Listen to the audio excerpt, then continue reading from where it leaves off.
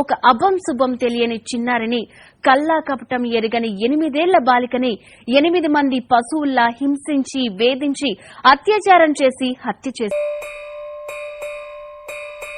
తల్లి తల్లి నా చిట్టి తల్లి నా ప్రాణాలే పోయాయమ్మా, నువ్వే లేని లోకాన నేను శవమల్లే మిగిలానమ్మా.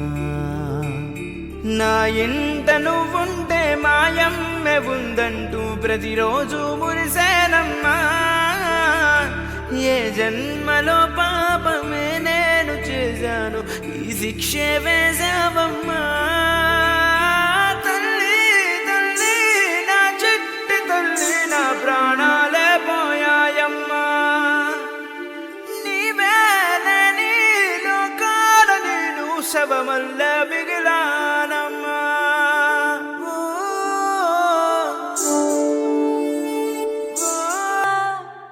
అత్యాచారం చేసి నోని ఊరి తీయాలి, మేడ పట్టి గొంతు పిసికి కాల పెట్టాలి.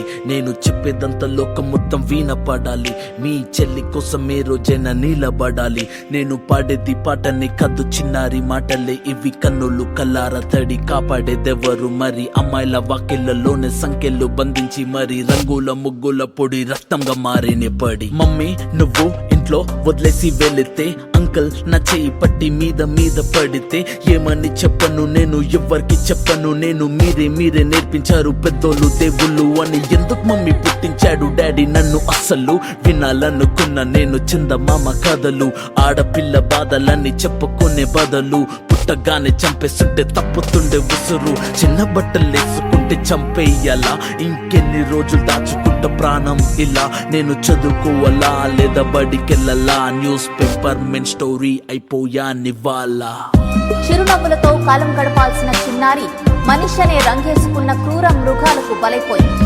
8 ఏళ్ల చిన్నారిని హింసించి అత్యాచారం చేసి చంపిన ఘటన మానవత్వానికే మాయని మచ్చగా మిగిలిపోయింది.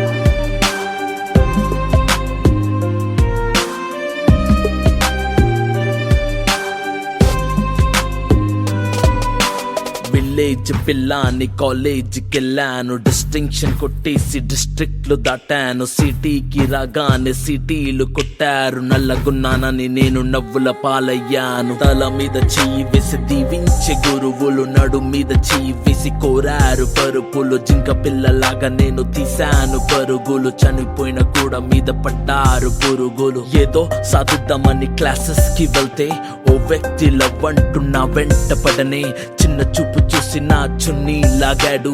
యాసిడ్ దాడుల్లో నా పేరెక్కి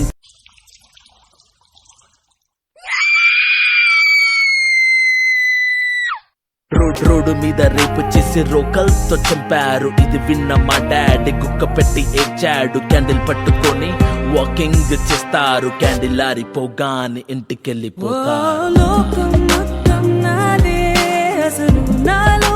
జీవం మొదలు అయ్యా నేడే నీకే అనుసు, నా కోపమే నీకేం తెలుసు. పేరు పేరు నాతో కలిసి నా నెత్తురి నీకే పంచి పెంచాలాపై దుమికే ఈ రాక్షసుడా.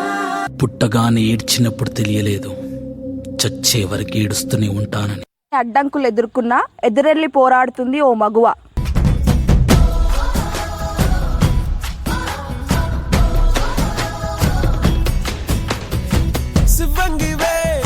శివంగివే తలవంచే మగ జాతి నీకే, నీ త్యాగమే గుర్తించగా